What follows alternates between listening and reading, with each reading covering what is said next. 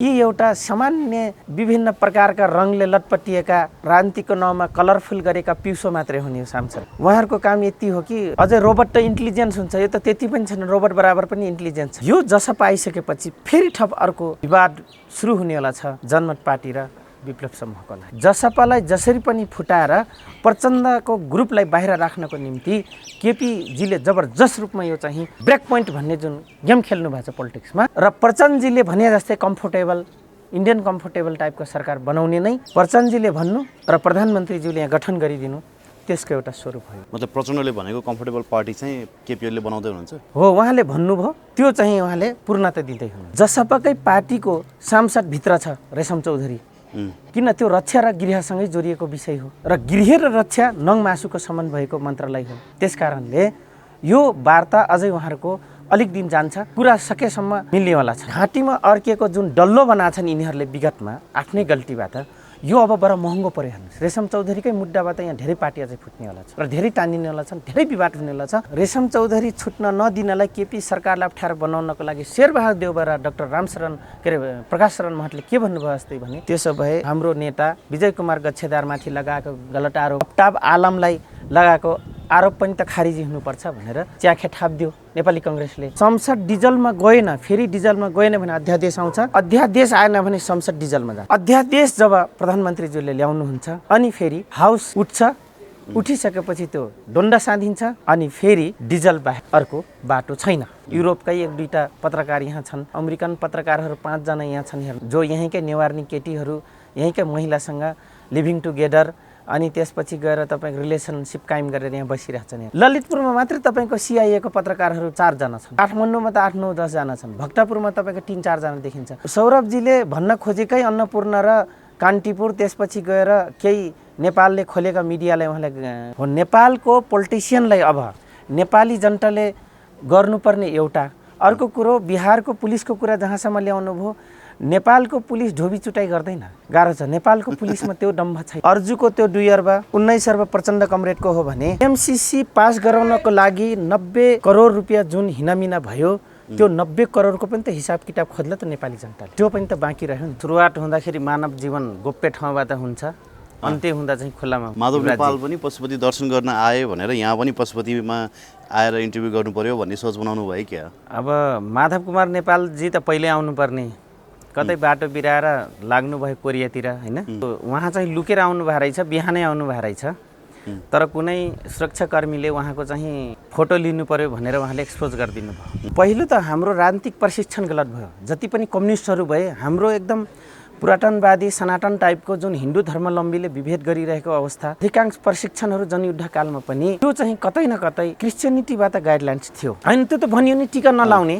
हामी त टीका लाउनु हुँदैन भन्ने जस्ता सिकाइएको हो। नेपालमा केपी ओलीलाई तेस्रो पल्ट प्रधानमन्त्री, कार्यकारी प्रधानमन्त्रीको रूपमा उभ्याउनको लागि एउटा जबरजस्त अभ्यास हुँदैछ। अब भारतीय दलाल चाहिँ को हुन् हैन, भारतद्वारा पालित पोषित चाहिँ खासमा को व्यक्ति हुन्? भारतीय दलाल भन्नुभयो, यहाँ त भारतीय दलाल 100% भन्दा माथि छन्। दिल्ली र जेएन युनिभर्सिटी छ, त्यहाँ तपाईँ हामीले हेर्न सक्छौँ, धेरै प्रमाण छन्। यस्ता सन्धि अभिसन्धिहरू भएका जनशक्ति पार्टीबाट सुरेश आले मगर केन्द्रीय सदस्य जब प्राप्त गर्नुभयो नेकपा माओवादीमा, त्यसपछि त्यसको व्यापक त्यो मुद्दामा छलफल भयो 2057 सालमा। त्योभन्दा अगाडि माओवादीसँग जातीय र पहिचानको मोडालिटी थिएन। 10+1 को जुन संहिताको मोडालिटी थियो, त्यो चाहिँ पहिचान र इतिहासको आधारमा नेकपा एमालेको त्योभन्दा बढी छन्। पछिल्लो कालमा आएर अमेरिकन र युरोपियनले 10 वर्ष जनयुद्ध, शान्ति प्रक्रिया र शान्ति टुङ्ग्याउने नाममा र यावत यस्तै मुद्दाको मामलामा सबभन्दा बढी एनजिओकोले दर्ता गरायो त माओवादी। आफ्नो एनजिओबाट पालिएको पोसिएको सनपातिक सांसदमा पठाए, जो पहिलादेखि नै राजनीतिक गर्दै आएका जो नेता थिए, पार्टीका नेता, तिनलाई चाहिँ के भनिदिए त भन्दाखेरि यहाँ त यो जात छ तिमीहरूको, यहाँ त झगडा हुन्छ, र रिटायर लाइफ बिताइरहेका अलिक टप 1 अलिकति मन्त्रालय करप्सनहरू गराउन सक्ने, त्यसको क्लुहरू दिन सक्ने व्यक्तिको लागि रेडिसन बसेर टिक मार्का लगाएको हो। त्रिभुवन सरकारको बेला सुरु भएको हो, महेन्द्र सरकारले दिल्ली सर्न दिनु भएन, 40% फेरि प्रजातान्त्रिक लडाइँपछि 2046 पछि सर्यो दिल्ली, अहिले आएर 100%मा सर्यो। त्यसको ठप 110 पुग्यो ब्रसेल्स। 74 सालमा चुनाव गराउँदा 72 सालमा चाहिँ तपाईँको नेपालको मूल्याङ्कन घोषणा गर्दाखेरि पनि ब्रसेल्सकै युनिटी पावर, मनी पावरकै काम थियो। अस्तिसम्म सिंहदरबारबाट दिल्लीसम्म फाइल जान्थ्यो। नेपालीहरूले कतिचोटि खान्छन्, कतिचोटि हक्छन्, कहाँ मुच्छन्, के खाएर हक्छन् मुच्छन् भन्ने यस्ता समेत दिल्लीमा तपाईँको पुग्यो। एक प्रति दिल्ली रहने, अर्को प्रति ब्रसेल्समा रहने। जति पनि छन् यो कराउने, बीसीसी हलमा कराउने, केन्द्र र राष्ट्रिय सभादेखि लिएर प्रदेश सभामा कराउने। त्यसो भए माधव नेपालहरू पार्टी फुटाएर प्रचण्डसँग मिल्न जाने कुरा 100% हो। स्वास्नी बिगारिदिएर बच्चा बच्ची यता ल्याएर अंश माग्न जा भने जस्तै प्रचण्डले माधव कुमार नेपाल र झलनाथले पठायो के। अंश माग्न पठाएको। अंश माग्न पठायो।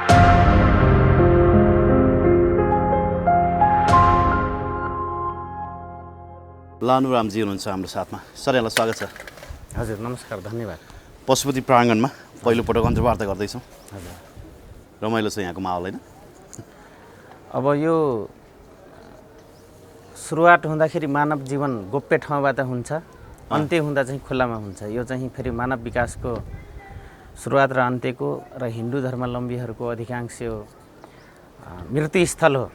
जन्मस्थल घरमा हुन्छ भने मृत्युस्थल हो। ठिक छ, खैर केही छैन, यो चाहिँ समाजशास्त्रीय नियमहरू हुन्। धन्यवाद। माधव नेपाल पनि पशुपति दर्शन गर्न आए भनेर यहाँ पनि पशुपतिमा आएर इन्टरभ्यू गर्नु पर्यो भन्ने सोच बनाउनु भयो क्या? अब माधव कुमार नेपालजी त पहिले आउनुपर्ने, कतै बाटो बिराएर लाग्नुभयो कोरियातिर होइन। तपाईँको डलरले अलिकति, कोरियन डलरले चाहिँ उहाँलाई एट्र्याक्सन गर्यो। तर म चाहिँ त्यो होइन। म चाहिँ हिन्दू आदिवासी भएको नाताले गर्दाखेरि र यहीँको बसाइ लामो यात्रापछि यहाँ म आइरहेको थिएँ। म स्कुल लाइफमा पनि म आइरहेको थिएँ, किन म यही पढ्ने क्रममा स्कुल भएन भने हामीहरू आइहाल्थ्यौँ पशुपतिमा। खैर केही छैन, यो विश्वको एउटा सबैजना हिन्दू धर्मावलम्बी या धार्मिक आस्थाका प्रत्येक केन्द्र मात्र होइन कि आस्थाका धरोहर पशुपतिनाथ हुनुभएको कारणले गर्दाखेरि यता आइयो युवराजजी आज। अस्तिको अन्तर्वार्तामा हाम्रो पत्रकार मनोजजीले पनि यहाँसँग प्रश्न गर्नुभएको थियो। अब नेहरू डक्ट्रिन, वल्लभ भाइ पटेल डक्ट्रिनहरू चाहिँ काम नगरेर यति बेला चाहिँ मोदी डक्ट्रिनले चाहिँ नेपालको सन्दर्भमा विशेष काम गरिरहेको अवस्था छ होइन? त्यही अनुरूपै मोदीलाई चाहिँ अब खुसी बनाउन माधव कुमार नेपालले अब कतै आशीर्वाद पाइहालिन्छ कि पशुपतिको पनि र मोदीको पनि भन्ने हिसाबले पनि पशुपति आउनु भएको हुनसक्छ?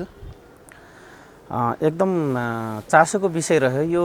उहाँ चाहिँ लुकेर आउनुभएको रहेछ, बिहानै आउनुभएको रहेछ। तर कुनै सुरक्षाकर्मीले उहाँको चाहिँ फोटो लिनु पर्यो भनेर उहाँले एक्सपोज गरिदिनु भयो र राम्रै सेतो पार्टी रातो पार्टीलाई दिन भ्याउनु भयो होइन। अब जहाँसम्म आयो मोदी डक्ट्रिनको कुरा युवराजजी, हुन पनि हो। आजको दिनसम्म नेहरू डक्ट्रिनले नेपालमा काम गरेको थियो। राजा नेहरू डक्ट्रिनकै कारणले गर्दाखेरि र क्रान्तिकारी विचारधाराका केही विज्ञहरू के भन्नुहुन्छ भने होइन 1950 को सन्धिले विभेद गर्यो नेपालमा, गर्यो नै, यसमा केही दुविधा छैन। 1947 पछि त तपाईँको इस्ट इन्डिया कम्पनी बाइपास भएपछि तपाईँ हामीले पढेको इतिहासमा पनि 50 सालमा निर्णय भएको देखिन्छ। तर 75 वर्ष र 76 वर्षको दौरान पछि आज जो हामी देखिरहेथ्यौँ र देखिरहेछौँ अहिले आएर फेरि पक्कै नै अब चाहिँ मोदी डक्ट्रिनले यहाँ काम गर्न थाल्यो। यस मानेमा गर्न थाल्यो जब यो देश गणतन्त्रमा गयो। इन्डिया पनि यस अगाडि गणतन्त्रमा जाँदाखेरि र इस्ट इन्डिया कम्पनी जाँदाखेरि खुद जवाहरलाल नेहरूले आफ्नो छोरीको विरासत, आफ्नो छोरीको भनौँ न घरजम नबिगार्नको लागि उहाँले धर्मनिरपेक्षमा चाहिँ तपाईँ यस गर्न लाउनु भयो। त्यसका फिडब्याकर थिए जो इन्डियाको संविधान लेखे बाबा साहेब डाक्टर भीमराव अम्बेडकर। उहाँ चाहिँ दलित हुनुको नाताले उहाँ चाहिँ क्रिस्चियन युनिभर्सिटीमा पढ्नु भएको थियो। तर फेरि पनि जो अहिले हामी नेहरू डकन्त्रीहरू यहाँ लागू हुने कुरामा हाम्रो यसमा पनि अधिकांश दलितहरू अहिले धर्म परिवर्तन गरेको अवस्थाहरू देखिन्छ। त्यसै गरी इन्डियामा पनि त्यो डक्ट्रिनको पालामा पनि बाबा साहेब डाक्टर भीमराव अम्बेडकरले पनि अधिकांश बुद्धिस्ट बनाउनु भएको थियो। हेर्नुहोस्, अब म फेरि घुमेर एकदम टु दी पोइन्टको टपिक्समा जाउँ। यहाँले सोधेकै प्रश्नमा मोदी हैन मैले सोध्न खोजेको के हो भने ओलीलाई जुन आरोप लाग्यो नि ओली आएर पशुपति दर्शन गरे पश्चात ओलीलाई पनि मोदीलाई खुसी बनाउनकै लागि आएको भन्ने आरोप लाग्यो हैन अब माधव नेपाल आएको पनि कतै चाहिँ जुन हिसाबले अहिले रले भन्दा बेसी मोदीको डक्ट्रिनले काम गरिरहेछ अथवा मोदीको संयन्त्रहरूले नेपालको सन्दर्भमा काम गरिरहेछ त्यो संयन्त्रहरूलाई खुसी बनाउनको लागि चाहिँ उहाँ यहाँ आएको हुन सक्ने आकलन चाहिँ धेरैले गरे त्यो हुन सक्छ। पहिलो त हाम्रो राजनीतिक प्रशिक्षण गलत भयो। जति पनि कम्युनिस्टहरू भए हाम्रो एकदम पुरातनवादी सनातन टाइपको जुन हिन्दू धर्मावलम्बीले विभेद गरिरहेको अवस्था त्यसपछि जबरजस्त रूपमा जो 10 वर्ष जनयुद्ध छेडियो र अधिकांश नेपालीले के टिचकोइन्स गरियो भन्दाखेरि हैन कम्युनिस्ट भनेका त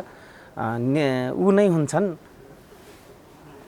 मतलब तपाईँ हामीले मानिआएका र अधिकांश 3 करोड जनताले मानिआएको हिन्दू धर्मलाई अथवा दक्षिणी महाभारत कालखण्डको सनातन धर्मलाई चाहिँ मानिँदैन हैन नास्तिक हुन्छन् भन्ने कुरा जुन ब्लेम लाइन थियो र त्यो मेथोलोजी अन्तर्गत टिचकोइन्स जो गर्दै ल्यायो यहाँको राजनीतिक पेरिफेरीमा कम्युनिस्ट राजनीतिकमा र त्यो नजरले हेरियो र तपाईँ हामीले भ्रम कहाँनिर पर्यो त भन्दाखेरि बाहुन कम्युनिस्ट नेता हुँदा पनि उसले चाहिँ के हुन्छ त भन्दाखेरि सनातन हिन्दू धर्मलाई मान्दैन ऊ चाहिँ नास्तिकै हुन्छ या ऊ क्रिस्चियनिटी कल्चर भ्यूबाट गाइडलाइन्स हुन्छ भन्ने कुरा चाहिँ हामीले सोध्थ्यौँ भन्थ्यौँ र हामीले यो राजतन्त्र र यहाँको सनातन धर्मलाई उडाउनको लागि पनि अधिकांश प्रशिक्षणहरू बुद्धिस्टहरूलाई उडाउनको लागि अधिकांश प्रशिक्षणहरू जनयुद्धकालमा पनि त्यो चाहिँ कतै न कतै क्रिस्चियनिटीबाट गाइडलाइन्स थियो र देख्यो पछिल्लो कालमा। अब म आउँदैछु जनयुद्ध हैन त्यो त भनियो नि टीका नलाउने हामी त टीका लाउनु हुँदैन भन्ने जस्ता सिकाइएको हो हैन यसमा दुई मात्र हैन जुन यहाँले भन्नुभयो हैन मोदी द कन्ट्रीको उलाई चाहिँ खुसी पार्नको लागि आए कमरेड केपी ओली प्रधानमन्त्रीज्यू पनि आउनुभयो त्यसपछि माधव कमरेड पनि आउनुभयो र अहिले यो द कन्ट्रीले ठ्याक्कै केमा जाँदैछ त भन्दाखेरि म तपाईँलाई ग्लोबल एउटा पोलिटिक्सको एट्याचमेन्ट म यहाँलाई जाँदैछु कि कसरी एट्याच भइरहेछ त्यो कुरा र एट्याचमेन्ट कसरी गराइरहेछ भन्दाखेरि कम्युनिस्टमा पनि दुईचोटि मात्रै कार्यकारी राष्ट्रपति जित्ने प्रावधान गोर्बाचोभपछि यो रसियामा लागू भयो उहाँ प्रधानमन्त्री भइसकेपछि डुमामा तपाईँको प्र्याक्टिस गरियो र त्यो एक्टलाई एक्टिभेट गरियो गोर्बाचोभ प्रधानमन्त्री भइसकेपछि रसियन कम्युनिस्ट मोडलमा त्यसपछि गएर अहिले त्यो कुरा मोदी डक्ट्रिनको कुरा गरिराख्दाखेरि एकचोटि हामी फेरि चाइनाको सी जिनपिङको अब डक्ट्रिनतिर सानो समीक्षा गरौँ। चाइनामा पनि सी जिनपिङलाई उहाँ पनि दुईचोटि जिताउने कार्यकारी राष्ट्रपतीय प्रणालीहरू ल्याइयो तर चाइनाको अब सी जिनपिङ डक्ट्रिनले के गर्न खोजिरहेछ त भन्दाखेरि फेरि एकचोटि जिताउने।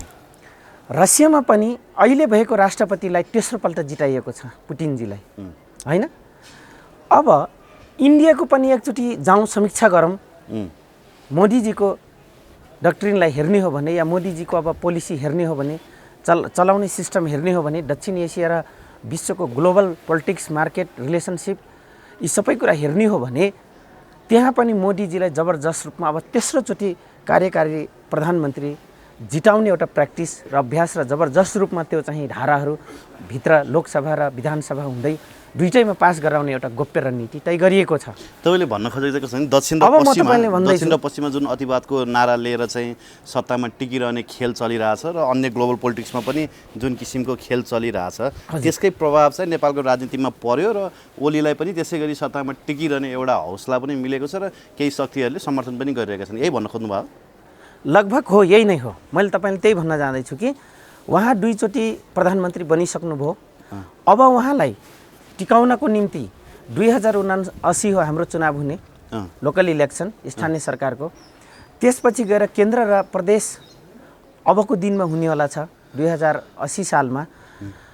त्यो चुनावलाई त्यो दुईटै चुनावलाई टार्गेट गर्दै अबको जुन जस्ट अहिले यहाँले प्रश्न जे गर्दै हुनुहुन्छ त्यो अन्तर्राष्ट्रिय पावर सेन्टर र ग्लोबल राजनीतिक असरहरू हैन पोलिटिकल इभोल्युसनहरू र पोलिटिकल तपाईको सिस्टमलाई अहिले हेर्ने हो भने र नयाँ जुन न्यू किसिमको सिस्टमलाई जुन अभ्यास गर्ने क्रममा नेपालमा पनि अब केपी ओलीलाई तेस्रोपल्ट प्रधानमन्त्री कार्यकारी प्रधानमन्त्रीको रूपमा उभ्याउनको लागि एउटा जबरजस्त अभ्यास हुँदैछ हेर्नुहोस्। मैले अस्ति पनि भने यहाँको मिडियाबाट कि अब राजनीतिक कोर्स नयाँ कोर्समा सुरुवात भयो, नयाँ कोर्समा प्रवेश गर्यो।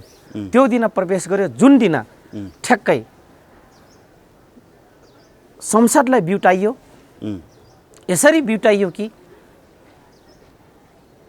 यदि चित्त बुझेन भने कुनै पनि पक्ष चित्त बुझेन भने फेरि मुद्दा हाल्न सक्ने र आफ्नो भनौँ न त्यो पूर्णवेदन गर्न सक्ने, सजिलो कानुनी भाषामा पूर्ण अवलोकन पूर्णवेदन गर्न सक्ने जुन सुरुवात भयो त्यो दिन मैले भनेको छु कि नयाँ कोर्समा प्रवेश गर्यो बा राजनीति। ठिक छ। अब यहाँ एउटा प्रश्न के सोध्न चाहन्छु भने अस्ति प्रचण्डले सार्वजनिक अभिव्यक्ति दिने क्रममै केपी ओली चाहिँ 20-25 वर्षदेखि विदेशीहरूद्वारा पालित पोषित हुन् भनेर आरोप लगाए। यहाँले अन्तर्वार्ता दिने क्रममा एउटा मिडियालाई चाहिँ मसँग प्रमाण छ प्रचण्ड चाहिँ भारतीय एजेन्ट हुन् भनेर बोल्नु भएको छ होइन। खासमा त्यो कुरो के हो? भारतीय एजेन्ट भनेर एकअर्कालाई प्रत्यारोप गरिन्छ। अब भारतीय दलाल चाहिँ को हुन् होइन? भारतद्वारा पालित पोषित चाहिँ खासमा को व्यक्ति हुन्? यहाँ सुन्नुहोस्, यहाँले भारतीय दलाल भन्नुभयो, यहाँ त भारतीय दलाल 100% भन्दा माथि छन् त। पोलिटिक्समा त खुलेआम तपाईँ मिडियाका साथीहरू र हामी विश्लेषकहरू र फरक धार सानो ठुलो दलमा राजनीति गर्नेहरू हामीले त्यसको त प्रमाणहरू थ्रेटहरू भोगेका छौँ। यस्ता प्रमाणहरू छन् जो जनयुद्धमा जबरजस्त रूपमा 10 वर्ष लडाइँ गर्दाखेरि नेपाली जनता अटाहित हुँदाखेरि खुद म आफै त्यसैमा क्याडर हो होइन, त्यसैमा इन्भल्भमेन्ट रहेँ। अनि तपाईँले प्रचण्ड भारतीय एजेन्ट हुन् मसँग प्रमाण छ भन्नुभयो नि, अब के प्रमाण छ? एउटा एक दुईवटा प्रमाणहरू हाम्रो दर्शकहरूलाई बताइदिनुहोस् न। जस्तै यहाँ सुन्नुहोस्, 12 बुँदे सहमतिमा पनि एउटा ठुलो प्रमाण उहाँले दिनुभएको छ होइन। त्यसपछि योभन्दा अगाडि तपाईँको बाबुराम भट्टराई लगायत श्याम शरण मार्फत गएर तपाईँको चिठी बिन्ती पत्र चढाइएको छ। त्यो कुरा दरबारमा पनि चढाइएको छ। बिन्ती पत्र चढाइएको छ रको उसमा, सोनिया गान्धी रको प्यानलमा। दुईटा प्रमाण। र उहाँले पटक पटक राज्य सत्तामा बसिसक्दाखेरि दक्षिणी भूगोलको दुहाई गाउने र त्यसको reaction political power of the रियाक्सनलाई एचिभ गर्नको लागि उहाँले पटक पटक उत्तरी भूगोलतिर पनि एट्याचमेन्ट खोज्नु भएको छ। त्यो के हो होइन? अस्ति मात्रै दक्षिण पश्चिमबाट हाम्रो राजनीति प्रभावित छ, उनीहरूको माइक्रो म्यानेजमेन्ट बिना अगाडि बढ्दैन भन्ने त त्यो त थाहा छँदैछ नि। इभन केपी ओलीलाई पनि त्यो त समस्या थियो। अब कागजी प्रमाणको कुरा गर्नुभयो भने म त अडियन्स नयाँ आउने पुस्ता खोल्दिन न यहाँले अडियन्सहरूलाई म यो भन्न चाहन्छु कि तपाईँहरूले हाम्रा सिस्टम, राजनीतिक आन्दोलन, कानुन, संविधानहरू, मुलुकेनहरू कोबाट प्रभावित छ, कता त गाइडलाइन्स छ भन्नुहुन्छ भने दिल्ली र जेएन युनिभर्सिटी छ, त्यहाँ तपाईँ हामीले हेर्न सक्छौँ। धेरै प्रमाण छन्। यस्ता सन्धि अभिसन्धिहरू भएका सम्झौता भएका सन्धि त आफ्नो ठाउँमा छ नि। संविधान त त्यही इन्डियाले नमानेको होइन र फेरि लाउनु सर त्यो त बाहेक कुरा किन नमाने हो र? आज मानेर त तपाईँको सेरेमोनियल प्रेसिडेन्टियल सिस्टम र एक्टिभ प्राइम मिनिस्टर सिस्टम किन आयो? उनले दिएकै गाइडलाइन्सबाट आज हामी भूगोल अझै रिसर्च हुन्छ संहिता फेडरलिजम जब गर्दाखेरि उसका धेरै आधारभूत प्रिन्सिपलहरू छन् जसले त्यो अध्ययन गरेर मात्रै संहिता बाँडिन्छ। तपाईँ नेपालमा देख्नुभयो कुनै संहिता बाँड्दाखेरि त्यसको कुनै प्रिन्सिपलमा टेकेको देख्नुभयो? यहाँले देख्नु भएन। तर एज अ जिस्टमा त्यसलाई के गरियो त भन्दाखेरि टोर मटोर गरेर त्यसको संहिताको मोडालिटीलाई आफ्नो बाउको दाजुभाइले अंशबन्द गरे जस्तै बाँडेको त देख्नुभयो नि। तलतिर त भाट खाएर माथि पुलमा आएर भाट खाएर 8 जिल्ला लगेको त देख्नुभयो त 2 नम्बर प्रदेशलाई पनि होइन। हाम्रो त अलग्गै छ भने 6 नम्बर प्रदेश बाँडेको देख्नुभयो नि। त्यसपछि बाँकी रहेका कुरा चाहिँ चुचो र मुचो, कता कता पहाडसम्म उसको राजनीतिक प्रभाव थियो, त्यो पहाड पनि लियो, कहाँ कहाँ तराई प्रभाव थियो, तराई लिए हेर्नुहोस् होइन। भने यो किसिमको त देख्नुभयो नि त होइन। यो पनि एउटा दक्षिणी र युरोपियन अमेरिकनको मोडालिटी हो। इन्भेस्ट गरिदियो युरोपियन र अमेरिकनले, त्यो मोडालिटी खाका तयार गरिदियो इन्डियन। यो कुरै बाइस्ड भयो। अब पहिचानको आधारमा सङ्घीयता भन्ने नारा उठाउने फेरि बाबुरामलाई तपाईँ आफै भारतीय दलाल भन्नुहुन्छ। अनि जुन तरिकाले अहिले चाहिँ क्षेत्रको हिसाबले अथवा भनौँ एउटा क्षेत्रीय आधारको हिसाबमा अहिले गरिएको संहिता वर्गीकरण छ त्यसलाई चाहिँ फेरि तपाईँले युरोपियनहरूको डिजाइनमा भन्नुभयो अब डिजाइन चाहिँ कुन चाहिँ सत्य हो भन्ने कुरो चाहिँ स्पष्ट भएन नि दर्शकहरूलाई होइन स्पष्ट छ के मानेमा स्पष्ट छ त भन्दाखेरि जुन तपाईँले पहिचानको आधारमा बनाउने त्यो 2052 सालको बोर्डकास्टपछि नेकपा माओवादीको जनयुद्ध बोर्डकास्टदेखि लिएर 2057 पछि तपाईँको पहिचान इतिहासको आधारमा चाहिँ दिने भनेर जब जनशक्ति पार्टीबाट सुरेश आले मगर केन्द्रीय सदस्य जब प्राप्त गर्नुभयो नेकपा माओवादीमा त्यसपछि त्यसको व्यापक त्यो मुद्दामा छलफल भयो 2057 सालमा। त्योभन्दा अगाडि माओवादीसँग जातीय र पहिचानको मोडालिटी थिएन युवराजजी।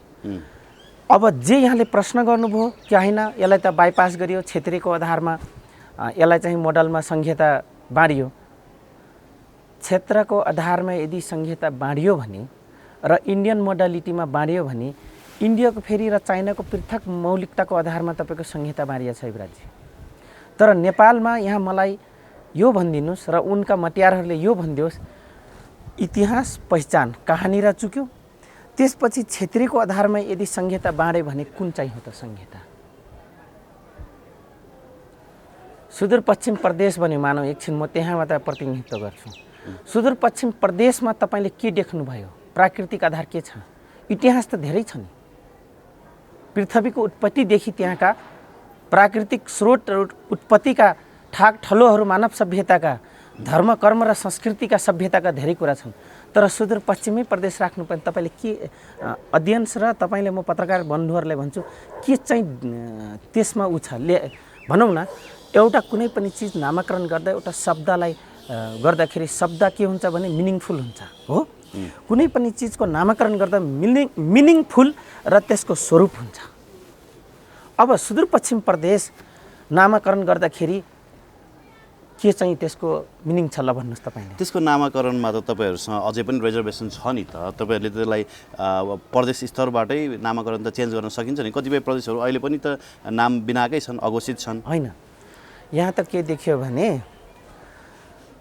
चिनी नभएको हलुवा र घिउ नपकाउँदाको हलुवा त्यसपछि गएर सुजीको हलुवा नपकाइकन मकैको ढेँडो पकाएर चिनी के अरे हलुवा बनाइदिने किसिमको संहिताको मोडालिटीको यो फेयरहरू छ। त्यसपछि तपाईँ बाबुरामले नै उठाएको एजेन्डा 10+1 कै संहिताको मोडलमा नै 10+1 हाम्रो गाइडलाइन्स त्यही थियो।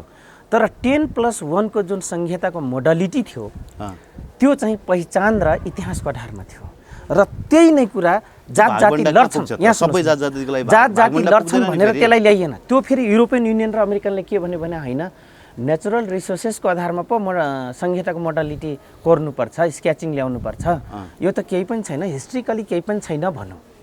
र यो नगर किन नगर भन्यो भने अब म तपाईँले भन्छ आजको दिनसम्म सबभन्दा ठुलो एनजिओ कसको छन् रापरबाको देख्नु भएको छ तर थियो महेन्द्र खुद ठुल्ठुलो एनजिओ चलाइदियो देशका निम्ति। त्यसपछि आएर काङ्ग्रेसको देख्नु भएको छ औँलामा गन्न सकिने छन्। त्यसपछि आएर नेकपा एमालेको त्योभन्दा बढी छन्। पछिल्लो कालमा आएर अमेरिकन र युरोपियनले 10 वर्ष जनयुद्ध शान्ति प्रक्रिया र शान्ति टुङ्ग्याउने नाममा र यावत यस्तै मुद्दाको मामलामा सबभन्दा बढी एनजिओकोले दर्ता गरायो त माओवादीले।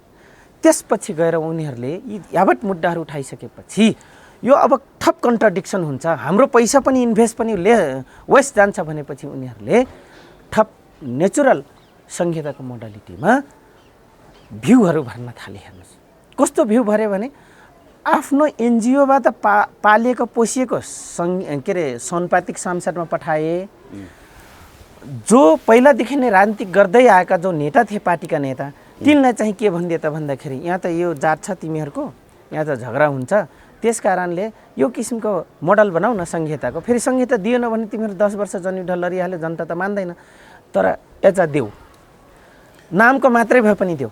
अहिलेको संहिता म कहाँ जाँदैछु भन्दाखेरि युवराजजी त्यो संहिता नामको मात्रै छ त्यो संहितामा कुनै दम्भ छैन कुनै केही पनि छैन। कार्यकर्ता व्यवस्थापन गर्नको लागि अहिलेको प्रदेश सभा र संहिताको मोडल बनाइएको हो र अहिले पनि त्यो संहिता कहाँबाट केन्द्रित के अरे उ छ कन्ट्रोल छ त भन्दाखेरि केन्द्रबाट कन्ट्रोल छ। हेर्नुहोस् केन्द्रबाट कन्ट्रोल छ अहिलेको संहिता। त आफैमा त्योभन्दा बरु राम्रो नेपाली कङ्ग्रेस र 9 महिना नेकपा एमाले विगत जो शासन पद्धति चलायो त्यसमा विकेन्द्रीकरण नीति थियो। आज त्यही विकेन्द्रीकरण नीतिकै लामो अभ्यास 3-4 वटा नगरपालिका महानगरपालिकाले प्र्याक्टिस गर्यो, जो काठमाडौँ महानगरपालिका आफैमा लोकल गभर्मेन्ट्सको अभ्यास गरेर बस्यो जनयुद्ध कालमा पनि। त्यसपछि गयो विराटनगर, पोखरा, होइन, यस्ता ठुला भनौँ न। ठिक छ लाम्डो सर, यो कुरालाई हामी फेरि पछि पनि बहसमा लिएर आउँला होइन। अब यो संहिताको विषय धेरै नै उठि पनि रहेको छ। यद्यपि संहिता खारेज गर्नको लागि पनि धेरै मानिसहरू लागि परेका छन् होइन, आवाजहरू उठाइरहेका छन्। यो विषयमा पछि पनि कुराकानी गरौँला। हिजो मैले एउटा अन्तर्वार्ता हेरेको थिएँ त्यहाँ हाम्रो विश्लेषक सौरभजीको, उहाँले के भन्नुभयो भने यो समानुपातिक सूचीमा चाहिँ माओवादीले पठाउँदाखेरि रेडिसन होटलमा चाहिँ रेजिस्टरमा टिक लगाएर चाहिँ समानुपातिकको सूची पठायो भन्ने कुरो आयो क्या। उहाँले लगभग त्यो आशयको अन्तर्वार्ता दिनुभएको छ। त्यो कुरा के सत्य हो? मतलब त्यस्तै हुन्छ? नै, सौरभजीले एक्ज्याक्टली राइट भन्नुभयो। तर सौरभजीको भनाइ जुन हिजोको अन्तर्वार्तामा के हो त भन्दाखेरि उहाँले टप लेभलका आइएनजिओ ब्याकग्राउन्डबाट आएका, एनजिओ ब्याकग्राउन्डबाट आएका र रिटायर लाइफ बिताइरहेका अलिक टप 1 अलिकति मन्त्रालय करप्सनहरू गराउन सक्ने, त्यसको क्लुहरू दिन सक्ने व्यक्तिको लागि रेडिसन बसेर टिक मार्का लगाएको हो। म सौरभजीसँग म सहमत छु युवराजजी। एक अर्को कुरो मैले पनि विगत तपाईँहरूको मिडियाबाट मैले भनेको छु, कसलाई बनाउनु थियो त सनपाटिक भन्दाखेरि नेपालको हरेक क्षेत्रमा विज्ञता प्राप्त गर्नुभएका, समाजका लागि प्रखर सक्षम दूरदर्शी भिजन रिजन भएका व्यक्ति आउनुपर्ने, पिछडिएका वर्गहरूको प्रतिनिधित्व गर्नको लागि बनाइएको होइन। त्यो पनि हो। त्यो त माओवादीले रणभुल्ला पार्नको लागि त्यो एउटा तपाईँको भोइस भन्यो होइन, त्यो त हो नै। माओवादीको तर्फ त यो नै खेसरा कोरिएको थियो हेर्नुहोस्। तर अन्तिममा हुन गयो सौरभजीले भने जस्तै, यसमा म सहमत छु र गरिएको पनि हो। जस्तो त्यो अन्तर्वार्तामा उहाँले अर्को एउटा कुरा के भन्यो भने 12 बुद्धे पश्चात नेपालको राजधानी दिल्ली सर्यो, 75%, 25% ब्रसेल्स सर्यो भन्नुभयो होइन। त्यो भनाइको अर्थ अलिकति प्रष्ट बुझिनँ मैले होइन। त्यो 12 बुद्धेमा के त्यस्तो चिज छ जसले गर्दाखेरि अहिले निकै आवाज उठेको छ? अघि तपाईँले पनि भन्नुभयो त्यो 12 बुद्धेका घातक चिजहरू के हुन् आज हाम्रो दर्शकहरूलाई त्यो पनि बताइदिनुहोस् होइन। अनि त्यो अर्को प्रश्नमा म फेरि जोड्छु। युवराजजी, 12 बुद्धे सहमतिका घाटक के हुन् भनेर भनिराख्दा त उहाँले देखाइराख्नु भएको छ त। प्रचण्डजीले कम्फोर्टेबलदेखि लिएर यावत कुराहरू भन्नुभयो नि, मोडालिटी संहिताको कुरा गरिरहेछौँ त।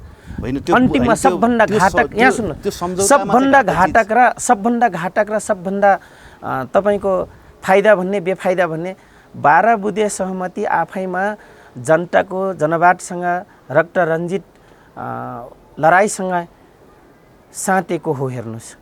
र त्यसको सबभन्दा जगजाहेर विषयहरू अहिले उठिरहेको विषय जहाँ ज्ञानेन्द्र सरकार जीवित छन्, जहाँ ज्ञानेन्द्र सरकारले पटक पटक गरेका कमिटमेन्टका कुराहरू मागिराख्नु भएको छ तमाम मिडियाबाट हेर्नुहोस्। अर्को सौरभजीले भन्नुभएको कुरा हो, दिल्ली त त्यो महेन्द्र सरकारको त्रिभुवन सरकारको बेला सुरु भएको हो। महेन्द्र सरकारले दिल्ली सर्न दिनु भएन, 40% फेरि प्रजातान्त्रिक लडाइँपछि 2046 पछि सर्यो दिल्ली, अहिले आएर 100%मा सर्यो। त्यसको ठप 110 पुग्यो ब्रसेल्स। यो यसमा दुई मात्र होइन, किन भन्दाखेरि अस्ति कानुन बनाउँदा 72 सालमा पनि 74 सालमा चुनाव गराउँदा 72 सालमा चाहिँ तपाईँको नेपालको मूल्याङ्कन घोषणा गर्दाखेरि पनि ब्रसेल्सकै युनिटी पावर मनी पावरकै काम थियो हेर्नुहोस्। त्यो कुरामा दम्भ छ। जस्तो संविधानको खाका कोर्नको लागि होइन, संविधान सभाको जुन चुनाव बाबुराम भट्टराईले जुन संविधान सभा विघटन गर्नुभयो त्यो चुनाव गराउनको लागि र संविधान जारी गर्नको लागि त खर्च पानी दियो होला। त्यो दिएको कुरा त प्रष्टै छ, धेरै मानिसहरूले बोली पनि सक्नु भएको छ। मैले भन्न खोजेको अब अहिलेको सन्दर्भमा त्यसलाई कसरी रिलेट गर्न सकिन्छ कि हाम्रो सरकारको चाबी अथवा हाम्रो हेडक्वार्टर चाहिँ अथवा के छ दिल्लीमा छ, ब्रसेल्समा छ भनेर चाहिँ अहिले हामीले कसरी भन्न सक्छौँ? ब्रसेल्सबाट पनि माइक्रो म्यानेजमेन्ट नेपालमा भइराखेको छ अहिलेको सन्दर्भमा पनि? प्रश्न चाहिँ त्यो रह्यो कि ब्रसेल्समा फाइल मात्रै जान्छ। अस्तिसम्म सिंहदरबारबाट दिल्लीसम्म फाइल जान्थ्यो, त्यसपछि माइक्रो म्यानेजमेन्टहरू यति समेत दिल्लीले माइक्रो म्यानेजमेन्ट गर्यो कि नेपालीहरूले कतिचोटि खान्छन् कतिचोटि हक्छन्, कहाँ कहाँ मुच्छन्, के खाएर हक्छन् मुच्छन् भन्ने यस्ता समेत दिल्लीमा तपाईँको पुग्यो। अब आज त्यसलाई चाहिँ एक प्रति दिल्ली रहने, अर्को प्रति ब्रसेल्समा रहने। तर माइक्रो म्यानेजमेन्टमा गर्नको लागि त एनजिओज आइएनजिओजहरू स्थापना भएको छ, अमेरिकन नाउँमा होस् या तपाईँको युरोपियनको नाउँमा होस्। हेर्नुहोस् है, अब त्यति मात्र होइन, त्यो माइक्रो म्यानेजमेन्ट नेपालीको सँगसँगै विदेशीको पनि हेर्नलाई छिमेकी राष्ट्र उत्तर पनि अब त्यहाँसम्म हात हालिहाल्यो भन्दाखेरि जति पनि छन् यो कराउने बिसिसी हलमा कराउने, केन्द्र र राष्ट्रिय सभादेखि लिएर प्रदेश सभामा कराउने, यी एउटा सामान्य विभिन्न प्रकारका रङले लटपटिएका राजनीतिको नाउँमा कलरफुल गरेका पिउसो मात्रै हुने हो सांसदहरू। हेर्नुहोस्, उहाँहरूको काम यति हो कि अझै रोबोट त इन्टेलिजेन्स हुन्छ, यो त त्यति पनि छैन, रोबोट बराबर पनि इन्टेलिजेन्स छैनन्। टमी भन्छ नि, टमटम भन्छ नि, जे भने त्यही फर्काइदिन्छ नि, तरङ्ग रिप्लाई गरिदिन्छ नि, हो पोलिटिकल टमटम बनेका छन्। उनले यहाँ त जे एक्सन हुन्छ हुबाहु उतै लगिदिने हो र दिने हो। हेर्नुहोस्, यहाँ उनीहरूको चाहिँ कुनै पनि उ छैन।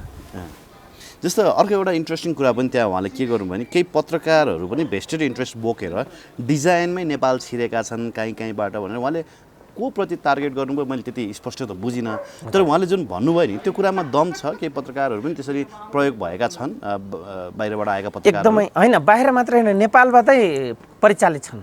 होइन, नेपालबाट त छन् भन्ने कुरा त त्यो प्रष्टै धेरै कुराहरूमा देखिन्छ होइन। जस्तो बाहिरबाट केही पत्रकारहरू आए नेपालमा आएर पत्रकारिता, त्यो जनयुद्ध कालमा थिए युवराजजी, जनयुद्ध कालमा पनि थिए, छन् यहाँ पत्रकारिता प्लस एनजिओको आइएनजिओको नाउँमा पनि यहाँ बसेको हामी देखेका छौँ। युरोपकै एक दुईवटा पत्रकार यहाँ छन्। यति मात्र होइन, अमेरिकन पत्रकारहरू 5 जना यहाँ छन्। हेर्नुहोस्, जो यहीँकै नेवार्नी केटीहरू यहीँकै महिलासँग लिभिङ टुगेदर अनि त्यसपछि गएर तपाईँको रिलेसनसिप कायम गरेर यहाँ बसिरहेछन्। हेर्नुहोस्, त्यो छ, त्यसो भए छ नै। ललितपुरमा मात्रै तपाईँको सिआइएको पत्रकारहरू 4 जना छन्, काठमाडौँमा त 8, 9, 10 जना छन्, भक्तपुरमा तपाईँको 3, 4 जना देखिन्छ। अब बाँकी रह्यो तपाईँको चाइनिजको त अब सानो गन्जावै भन्छु म त, ठमेल र तपाईँको बौद्धलाई होइन, यसमा 2 मात्र होइन। त्यसपछि गएर अब इन्डियाको जे भन्नुभयो, इन्डिया त खुला भएको कारणले आउने जाने त नियमित प्रक्रिया रहिहाल्छ, यसमा उनै छैन। जुन भेस्टेड इन्ट्रेस्टबाट चाहिँ बसिरहेछन् भन्नुभयो सौरभजीले, सौरभजीले भन्न खोजेकै अन्नपूर्ण र कान्तिपुर, त्यसपछि गएर केही नेपालले खोलेका मिडियालाई उहाँले मतलब टेलिभिजनदेखि लिएर लिखित, हजुर लिखित पेजहरू लेख्ने लिखित मिडियाहरू छन्। बिहारको त्यो संसद भवनभित्र कुटाकुटै भएछ, प्रहरीले गएर प्रहरीले पनि उल्टो सांसदहरूलाई चाहिँ धोबी चुटाइ गरेछ कि। अब नेपालमा पनि त्यस्तै सिन देखिन्छ होला, त्यहाँ पनि विरोध भए पश्चात प्रहरीलाई बोलाए होइन, अनि प्रहरीकै विधेयक चाहिँ पारित गर्नुपर्ने रहेछ। यहाँ पनि छ, आवश्यक छ। कस्तो आवश्यक छ म तपाईँले भन्छु। धोबी चुटाइ भन्नुभयो नि, धोबी चुटाइ साबुनले गरिँदैन, धोबी चुटाइ पानी तताएर साननको त्यो मुखमा लगायो भने ओठ पनि काटिदिन्छ क्या, एसिटिक मात्रा तगडा हुन्छ, क्याल्सियम एसिटोन ज्यादा हुन्छ, क्याल्सियमको मात्रा पनि ज्यादा हुन्छ। त्यो खरानी हालेर भकभकी उमालेर मैलो नमैलो माटो जस्तो भएको कपडालाई जसरी राखेर नदीमा लगेर मर्ने गरी धोबी चुटाइ गरिन्थ्यो नि, हो नेपालको पोलिटिसियनलाई अब नेपाली जनताले गर्नुपर्ने एउटा। अर्को कुरो, बिहारको पुलिसको कुरा जहाँसम्म ल्याउनु भयो, नेपालको पुलिस धोबी चुटाइ गर्दैन। नेपालको पुलिस त भोलिपल्ट मेरो मतलब फुलीमा बाधा आउँछ कि, मेरो भोलि प्रमोसनमा बाधा आउँछ कि, राम्रो ठाउँमा सर्वबर्हमा बाधा आउँछ कि सांसदहरूलाई फेरि सलाम ठोक्नुपर्छ है, गाह्रो छ नि, गाह्रो छ। नेपालको पुलिसमा त्यो डम्भ छैन। ओके, त्यो एउटा इन्ट्रेस्टिङ कुरा उठाउनु मन लाग्यो होइन। अब सबैभन्दा महत्त्वपूर्ण विषय, जसपा अहिले सरकारमा जानको लागि बार्गेनिङ चलिरहेको छ भन्ने कुरा त स्पष्ट देखियो। 8वटा मन्त्रालय दिएर भए पनि जसपालाई फकाउने पक्षमा चाहिँ ओली देखिएको भन्ने कुराहरू पनि आम सञ्चार माध्यममा आएको छ कि अब जसपा 8वटा मन्त्रालय लिएर गयो सरकारमा भने, केपी ओलीलाई समर्थन गर्यो भने यो ठिक हुन्छ? मतलब तपाईहरुको एजेन्डा बनाउन 4-5वटा मन्त्रालय केपीजीले दिनुहुन्न, किन उहाँहरूको कुरा नमिलेकै। गृह, परराष्ट्र, सूचना, अर्थ र रक्षा, 5वटा मन्त्रालयको जब उहाँहरूको कुरा मिलेन, त्यसपछि यो अस्तिको वार्ता अलि पछाडि ढकिलिएको हो। र 5वटा यो मन्त्रालय केपी यदि दिनुहुन्छ भने केपीको सरकार या केपी प्रधानमन्त्री रहनु र नरहनु अर्थ राख्दैन त्यसको कुरा। हेर्नु 8वटा मन्त्रालय दियो भने नै 5वटा दियो भने मुख्य 5वटा मुख्य 5वटा बाँकी जुन 8वटा मन्त्रालयको यहाँले जुन कुरा गर्दै हुनुहुन्छ त्यो त सामान्य अरू दलले ल्याए पनि गर्न सकिन्छ, सरकार चलाउन सकिन्छ। तर जसपाले मागेकै गृह र रक्षा हो। यसमा नि म जसपाकै पार्टीको सांसद भित्र छ रेशम चौधरी एक, किन त्यो रक्षा र गृहसँगै जोडिएको विषय हो र गृह र रक्षा नङ मासुको सम्बन्ध भएको मन्त्रालय हो। त्यस कारणले यो वार्ता अझै उहाँहरूको अलिक दिन जान्छ, तर कुरा सकेसम्म मिल्नेवाला छ। मिल्छ जे होस्, सिट कम ल्याए पनि मन्त्रालय चाहिँ धेरै पाउने भयो जसपाले। सरकार टिकाउनलाई पनि केपीजीको दिनुपर्ने बाध्यात्मक अवस्थाहरू छ। अहिले आफू अझै ठप 2080 को चुनाव नआउन्जेलसम्म या अध्यादेश अर्को नल्याउन्जेलसम्म यो गर्नु उहाँले उचित ठान्नु भएको छ र मलाई लाग्छ अविश्वासको प्रस्ताव तरियो तर फेरि संसद जसपाले माने संसद यहाँ सुन्नुहोस्, संसद डिजलमा गएन, फेरि डिजलमा गएन भने अध्यादेश आउँछ, अध्यादेश आएन भने संसद डिजलमा जान्छ भन्नाले यसलाई स्पष्ट पारिदिनुहोस् त।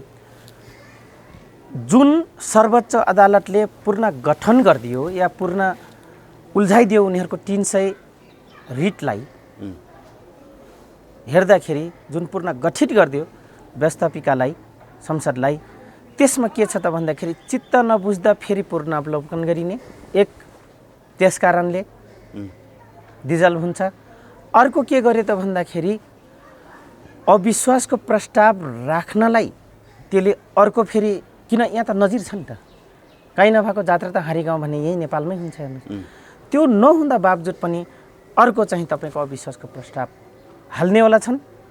2 भयो। 3 के भयो त भन्दाखेरि तपाईँको अध्यादेश जब प्रधानमन्त्रीज्यूले ल्याउनुहुन्छ अनि फेरि हाउस उठ्छ, उठिसकेपछि त्यो डन्डा साँधिन्छ अनि फेरि डिजल बाहेक अर्को बाटो छैन। जसपा सरकारमा गएन भने डिजल हुन्छ कि गयो भने पनि डिजल नै हुने होइन? गए पनि त्यहाँ केही न केही जब कुरा उठ्नेवाला छन्, 5वटा मन्त्रालय त दिँदै दिन्नन्, केपीले दिनेवालै छैनन् हेर्नुहोस्। 5वटा मुख्य 5वटा दिनेवालै छैन। बाँकी त जतिवटा लगे जति लगे पनि भयो। यदि केपीजी जसपाको जस्तो बार्गेनिङ गरेर सट्टा दिने राजी भइदिए भए आज जनमत पार्टीका अध्यक्ष डाक्टर सीके राउतलाई पनि ल्यायो, त्यसपछि गएर नेत्र विक्रम चन्द विप्लव समूहलाई पनि ल्याउनु भयो उहाँले। तर त्यसका केही मुद्दाहरू बाँकी छन्। अझै माइला लामा भित्रै छन्, सिआरसी बलकमा नक्खु जेलमा, डिआरसी बलकमा सुदर्शन छन्, मण्डप प्रकाश ओली, त्यो त कार्यान्वयन गर्नलाई अझै 6 महिना लाग्नेवाला छ भने अब जुन जसपाको कुरा आइराखेको छ भने यो जसपा आइसकेपछि फेरि थप अर्को अब विवाद सुरु हुनेवाला छ जनमत पार्टी र विप्लव समूहको लागि। उनीहरूले पनि आफ्नो एजेन्डालाई फेरि प्रस्तुत गर्नेछन्। हुन त कार्यान्वयन भएन सहमति भनेर विप्लवहरूले फेरि बोल्न थालिसके। तर जसपाभित्र पनि एउटा के देखियो भने बाबुराम भट्टराई र उपेन्द्र यादवहरू चाहिँ केपी ओलीको विपक्षमा देखिएका छन् होइन, र सरकारमा नजाने केपी ओलीसँग चाहिँ केपी ओलीलाई समर्थन नगर्ने हिसाबमा देखिएका छन्।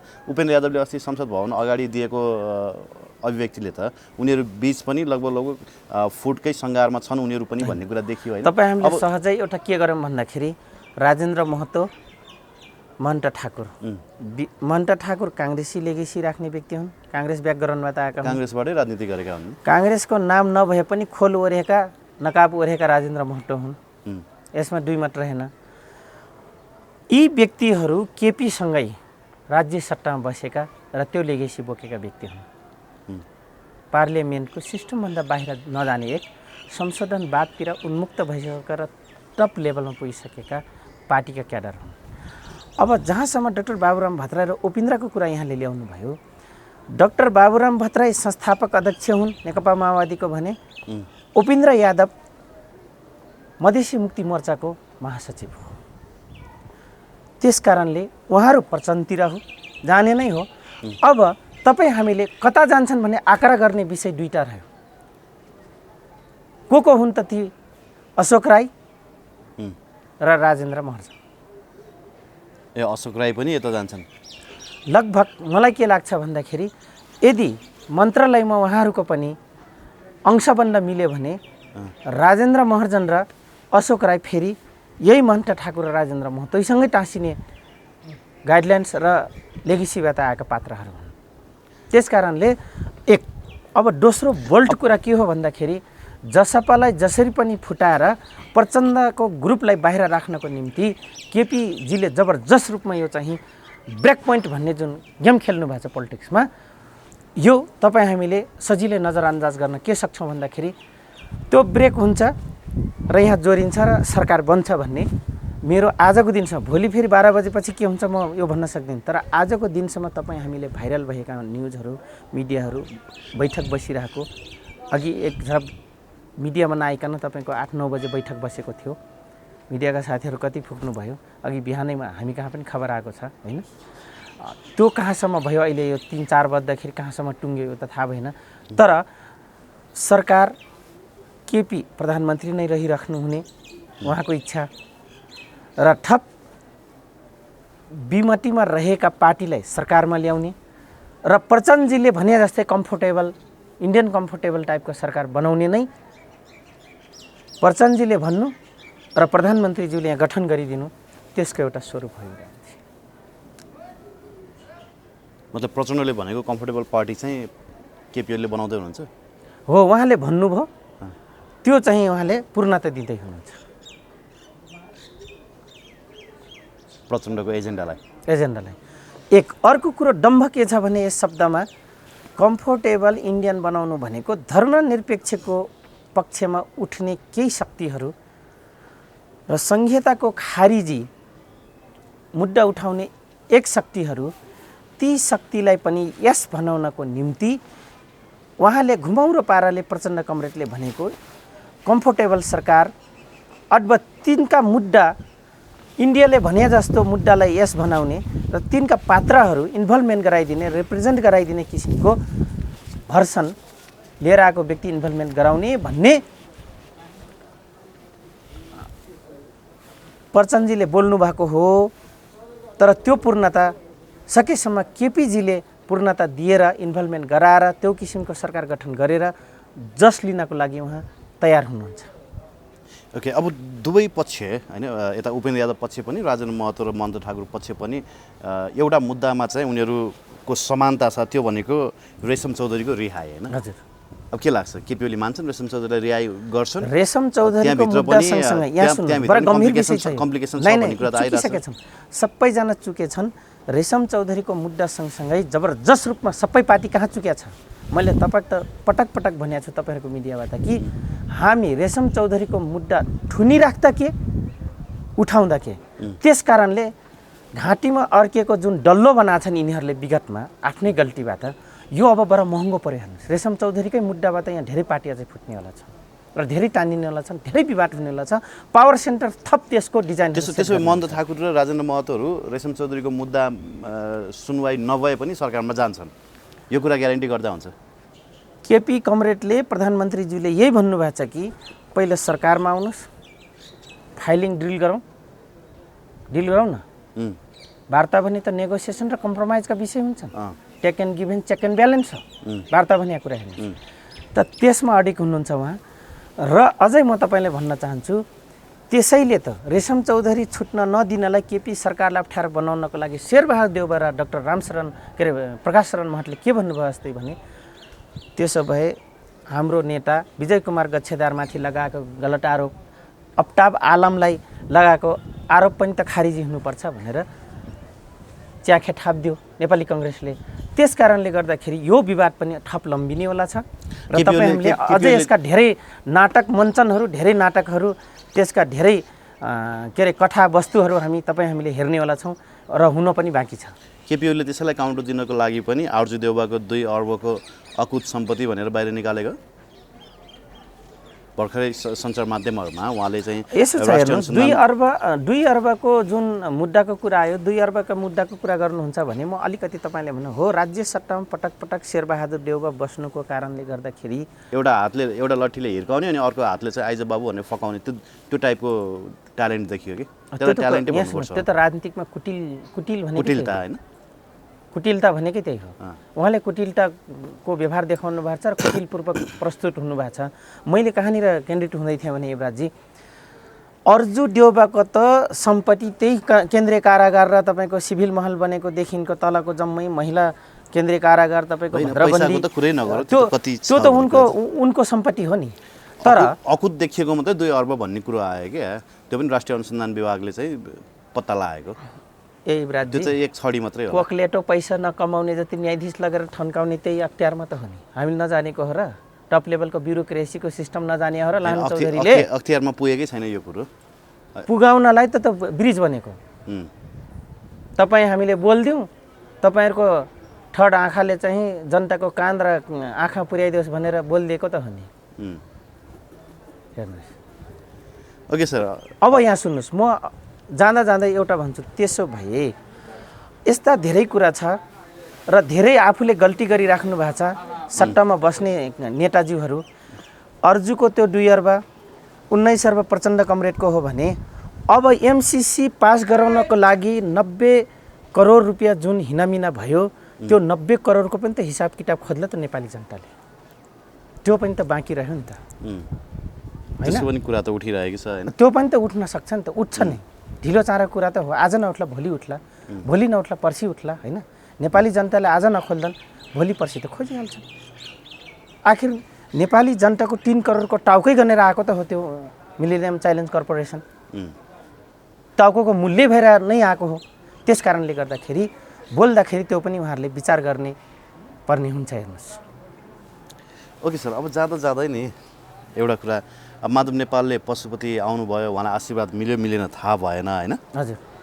केपी ओलीले दक्षिण कोरियाबाट होली वाइनबाट मिल्नुपर्छ।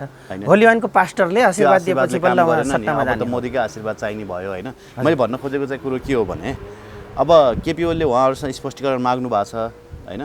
10 बुँदे उहाँहरूले स्पष्टीकरण माग्नु भएको छ होइन। त्यसको तयारीमा माधव नेपालहरू पनि हुनुहुन्छ। अझै स्पष्टीकरण हामी पेस गर्दैछौँ भन्ने कुरा पनि आएको छ। अब एमाले भित्र माधव नेपाल अट्ने ठाउँ छ कि छैन, अथवा के होला, एमाले फेरि अब माधव नेपाल सहित एक भएर अगाडि जान सक्ने ठाउँ छ त? अथवा प्रचण्ड एमाले टुक्रिन्छ। कुनै मैले प्रधानमन्त्रीज्यूको नजिकको पात्र, विश्वास पात्रसँगै यो मेरो 2 घन्टाको 5 घन्टाको बसाइ छ मेरो। हेर्नुहोस् है, कुनै ठाउँमा त्यो टुक्रिन्छ नै। तर लाज पचाएर पनि माधव कमरेडले भित्रै लड्छौँ, बरु हामी फुट्दैनौँ भन्नुभएको छ, लाज पचाएर होइन। तर अहिले तत्काल रूपमा जुन स्पष्टीकरणको कुरा यहाँले ल्याउनु भयो, स्पष्टीकरण सोध्ने त एउटा संस्थागत प्रक्रियाहरू, त्यो त सोधिन्छ नै। मैले पनि मेरो सङ्गठनको ढाँचा विधि विधानभन्दा बाहिर गर्ने, म माथि पनि कमिटी समितिले, कार्यकारी समिति होस् या निर्वाचित होस्, सोध्छ नै। हेर्नु, त्यो सोध्नु स्वाभाविक कुरा हो, यसलाई ठुलो कुरा नै नलिउँ। तर पार्टी फुट्छ कि फुट्दैन भन्ने प्रश्नमा चाहिँ पार्टी चाहिँ ढिलो चाँडो फुट्नेवाला छ। फुट्छ नै, फुट्छ नै। त्यसो भए माधव नेपालहरू पार्टी फुटाएर प्रचण्डसँग मिल्न जाने कुरा 100% हो। स्वास्नी बिगारिदिएर बच्चा बच्ची यता ल्याएर अंश माग्न जा भने जस्तै प्रचण्डले माधव कुमार नेपाल र झलनाथलाई पठायो क्या। अंश माग्न पठाएको, अंश माग्न पठायो प्रचण्डले। हजुर। ल हस्, लानु सर, यहाँलाई धन्यवाद दिन चाहन्छु नमस्कार, महत्त्वपूर्ण संवादको लागि।